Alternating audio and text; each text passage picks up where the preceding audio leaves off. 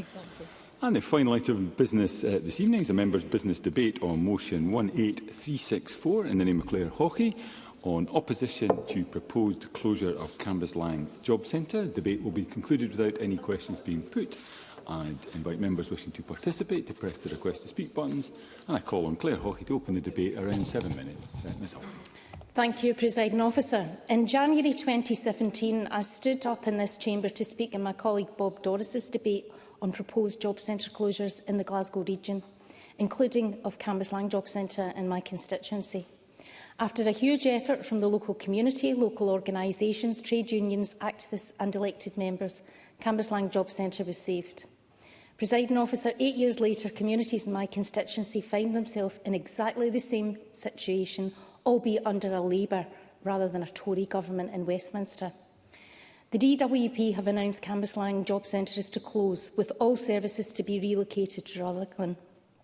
In 2017, my colleague Jamie Hepburn made the point that the decision to close particular job centres seemed to be driven by the fact that lease arrangements for buildings were coming to an end. Strangely enough, the DWP's lease in Cambuslang is due to end in early 2026. The DWP have claimed that its proposed closure is part of their plans to leave, quote, older, poorer quality buildings. This supposed justification would be risible, if not so insulting. Cambuslang Job Centre is situated within a bright, accessible, modern building in a central location in the town. It's co-located with other vital services, including the award-winning employment champions Routes to Work South, who have just celebrated their 20th year of operation. In fact, it is in such a great location, the DWP invested over £200,000 of public money on new doors and CCTV just a couple of years ago.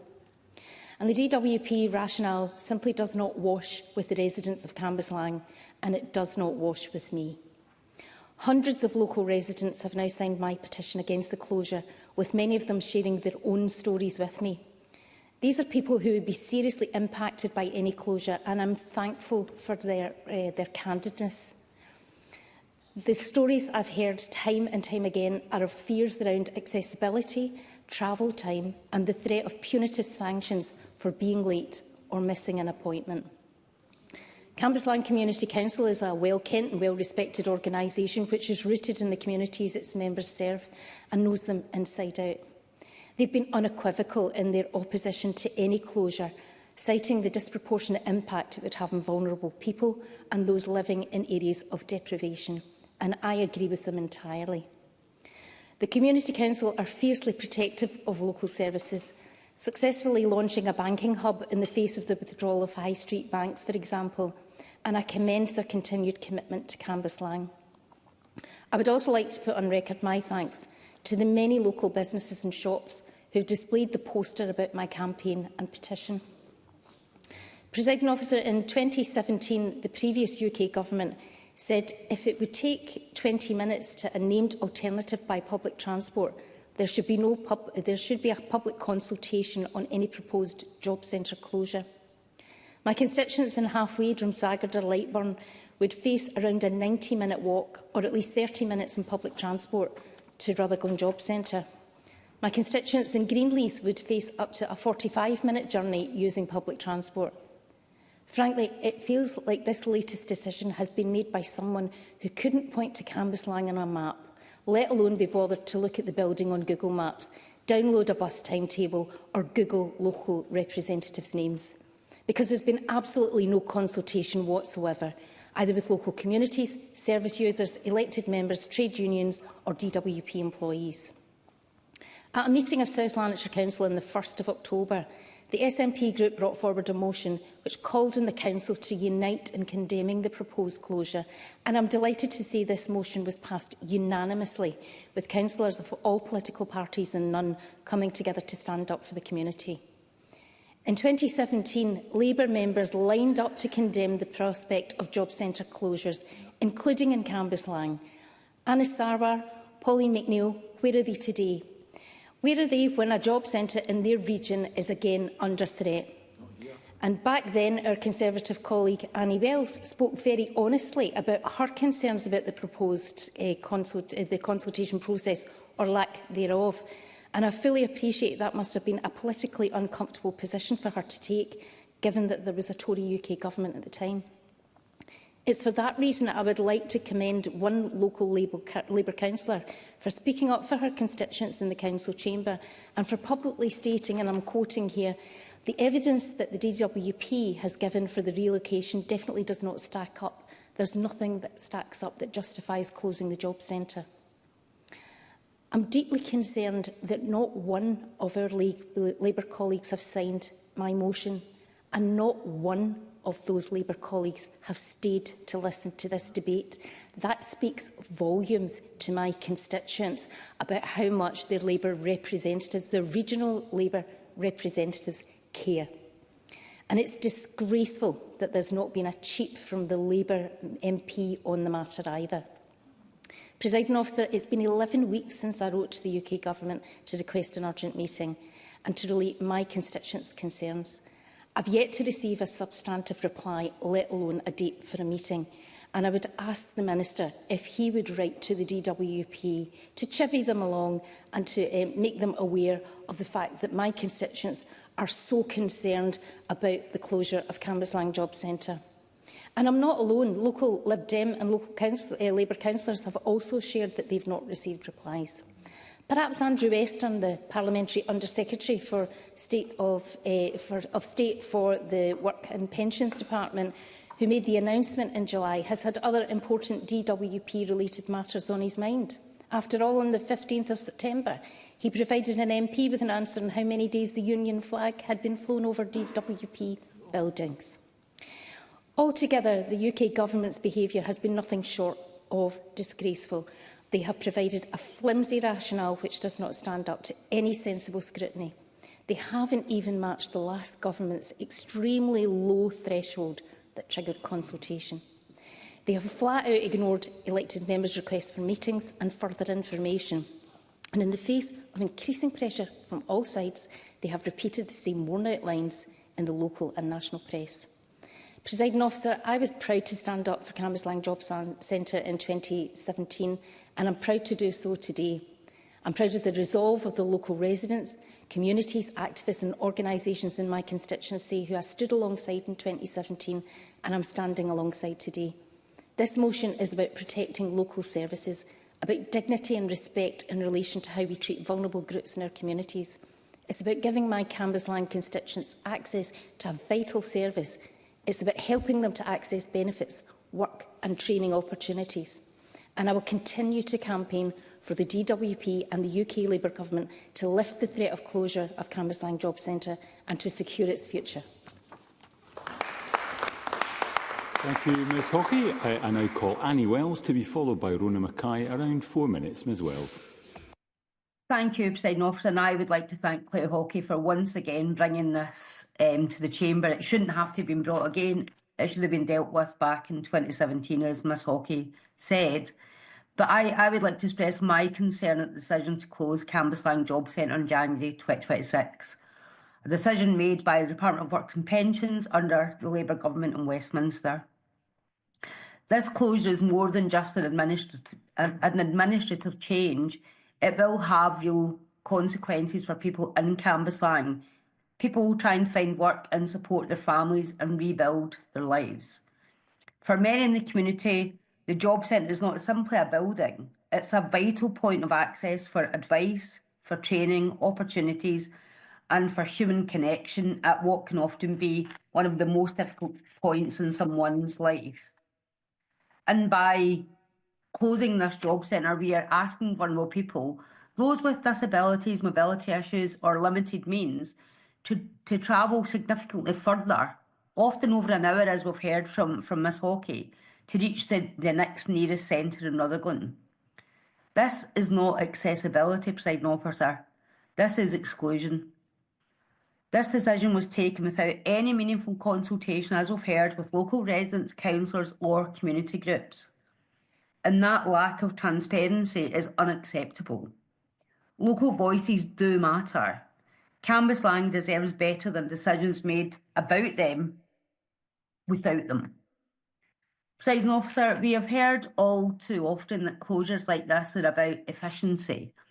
but there is nothing efficient about forcing people to spend more time and more money to access basic support, and particularly in the midst of a cost of living crisis. And it is deeply ironic that a government claiming to promote fairness and opportunity is instead pulling up the ladder for those who need the help most. And while I acknowledge the need for modernisation, digital tools and online services can never fully replace that face-to-face support that so many people need and want. Because not everyone has reliable internet access, and not everyone has the confidence to navigate the system alone. Cambuslang has already lost too many local services in recent years, and we cannot continue stripping away the very foundations of community support and then act surprised when people feel abandoned. I would like to make clear that this is not about party politics. It is, again, as in my last debate earlier, this is about people, Presiding Officer. It's about ensuring those looking for work are supported locally and not left behind.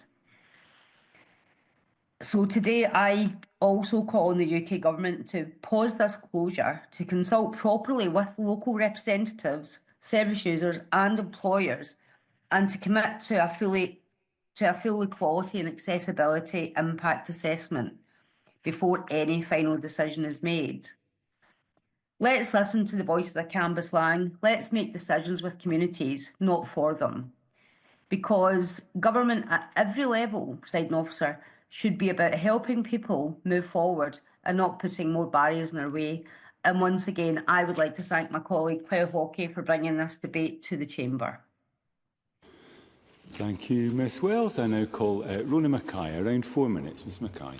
Thank you, Presiding Officer. And firstly, can I thank my friend and colleague Claire Hawkey for bringing this important debate to the Chamber, and it's so good to see her standing up for her constituents. Presiding Officer, the importance of this debate is clear. Cambuslang Job Centre is the first customer-facing job centre to face closure in Scotland, and sadly, if it goes ahead, I fear it might not be the last. I mean, previously the Tories threatened closure of several job centres in Glasgow, and no surprise there, I'll be honest, but I do acknowledge Annie Wells and, congratulate her for standing against the tide there. At that time, MSP and MPs managed to overturn the decision in cognizance of how damaging it would be at every level. However, I have to admit I'm shocked to know that it's a Labour government who now proposes this closure. No Labour MSPs have signed Claire Hawkey's motion, and there's been no protests from their MP colleagues, nothing, and nobody in the chamber, it would appear. And as Claire Hawkey said, that really does say it all. They were saved at that time, yet here we are again with a Labour government threatening the closure of the job centre. It really does beg our belief. Labour supported the campaign to save the job centres in 2017, but they've been silent on this now. The level of hypocrisy here is breathtaking. Presiding Officer, only 2 front-facing job centres are under threat of closure at the moment, in Bristol and Cambuslang. So why is Cambuslang under threat? The DWP say they're rationalising old estate, but that really doesn't wash. As we've heard Claire Hawkey articulate, Cambuslang Job Centre is in a modern building, co-located with a GP surgery, a stone's throw from the local Citizens Advice Bureau, and has the award-winning Routes to Work South, a training provider with over 20 years of operation under its belt, and that's on its doorstep.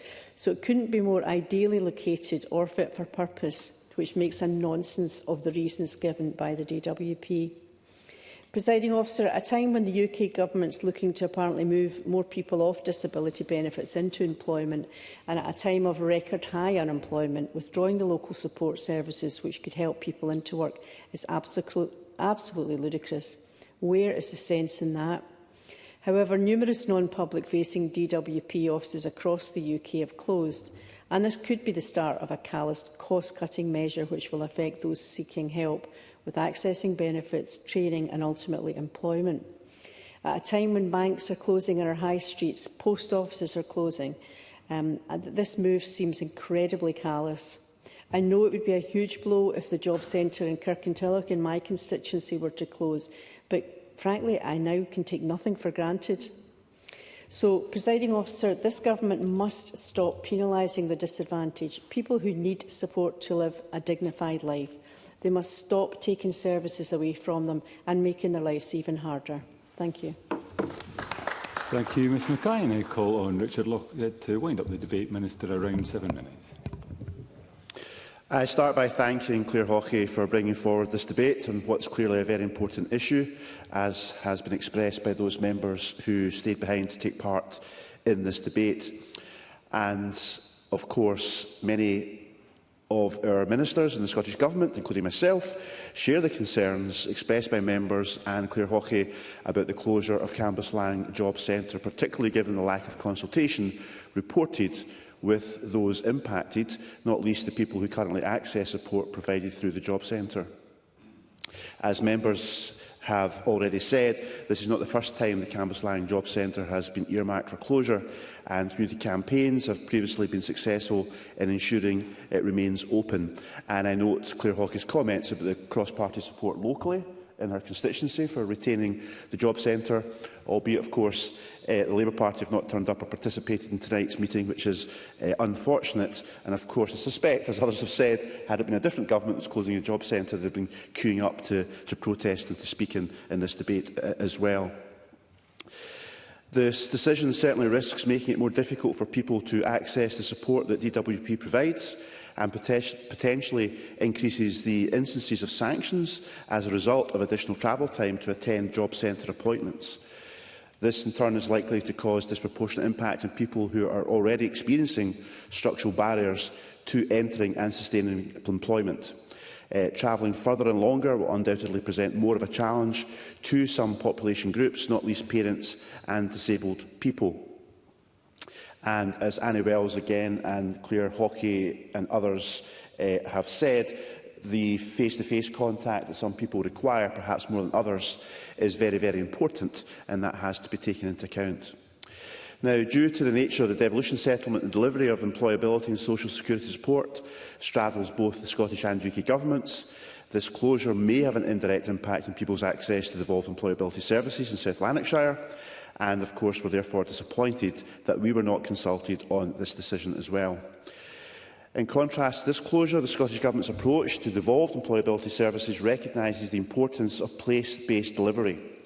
Through our no one left behind approach, which is delivered in partnership with local government, partners at a local level have flexibility to tailor provision to the needs of service users and local labour markets.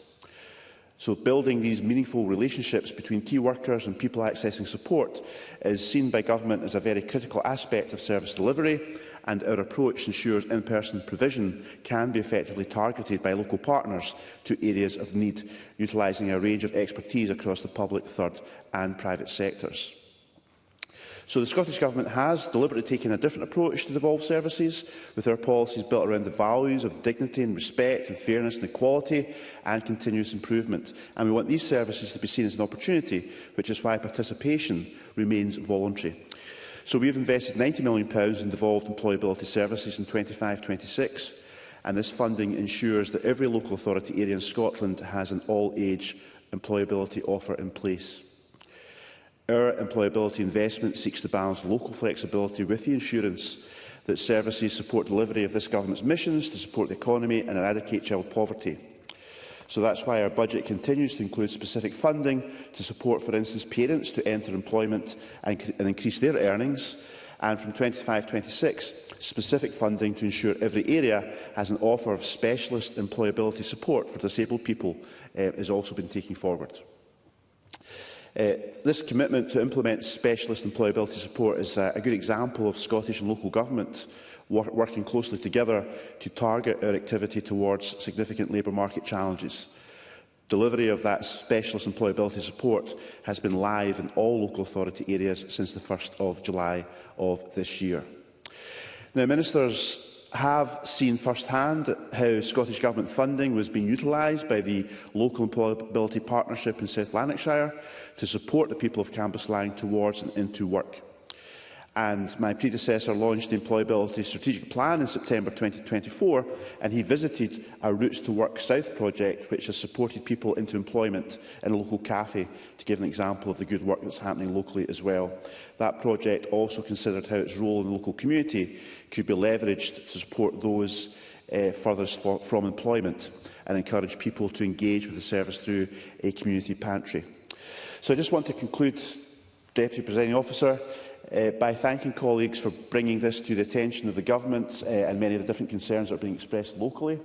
I'll take up Claire Hockey's offer of writing to UK Ministers indicating the strength of feeling amongst some of the parties in this chamber and Claire Hockey's particular interest as local SP in it, and will seek a response to her concerns and those of others, and will probe for more information about what the UK Government is planning in terms of timescales and why there was no consultation, etc.